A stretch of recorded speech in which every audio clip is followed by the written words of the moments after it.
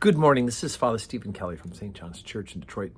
We are continuing our series of daily morning meditations where we generally look at one or another lessons that are assigned for morning or evening prayer, what is known as the daily office lectionary. I thought that today for Thursday morning, we'd take a look at the lesson that's assigned from the book of the prophet Isaiah. We're taking a look at chapter 42, verse number 1. Behold my servant, whom I uphold, mine elect, in whom my soul delighteth. I have put my spirit upon him, he shall bring forth judgment to the Gentiles. He shall not cry, nor lift up, nor chorus his voice to be heard in the street. A bruised reed shall he not break, and the smoking flax shall he not quench. He shall bring forth judgment unto truth. He shall not fail, nor be discouraged, till he have set judgment in the earth, and the isles shall wait for his law.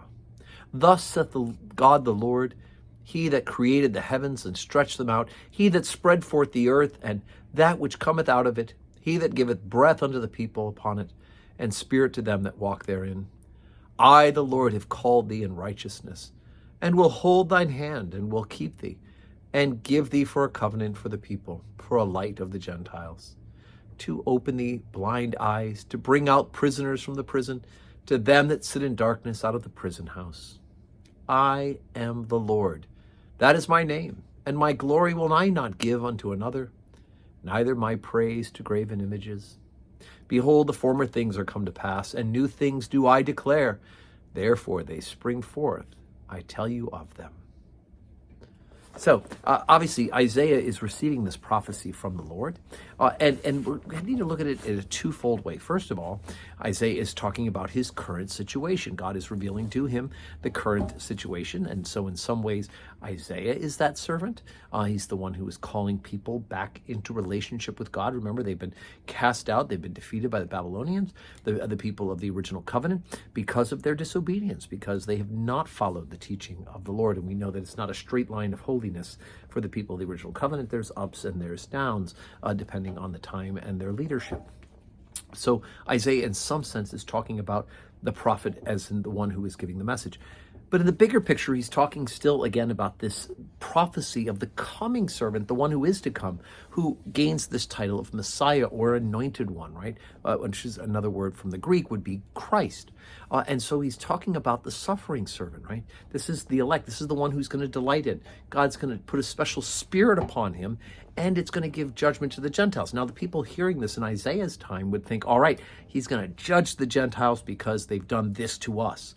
And yet, what he's also talking about is the time is coming when this judgment will be that they are included in the covenant, not just the people of the descendants of Abraham, Isaac, and Jacob, but in fact, the new covenant will include the people of the original covenant, those who come to know Jesus Christ by faith. It's no longer a blood relationship covenant, but it is a faith relationship covenant.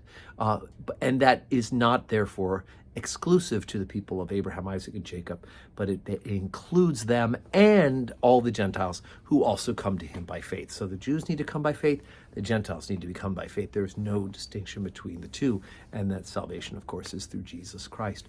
And with that, right, so he's called you in righteousness, and he'll hold our hand, and he will keep us, and he will give the covenant of the people for a light to the Gentiles. So we know that the good news is that this new relationship that is going to be brought into the world and has been brought into the world by Jesus Christ himself is sealed upon the cross by his own blood, and of course by opening the gate of heaven through his resurrection, which we are still celebrating in this Eastertide, right? I am the Lord. That is my name, and my glory I will not give to another, neither my praise to graven images, obviously. And former things have come to pass, right? But the new thing, of course, is this new covenant with God, the reconciliation of man to God through Jesus Christ.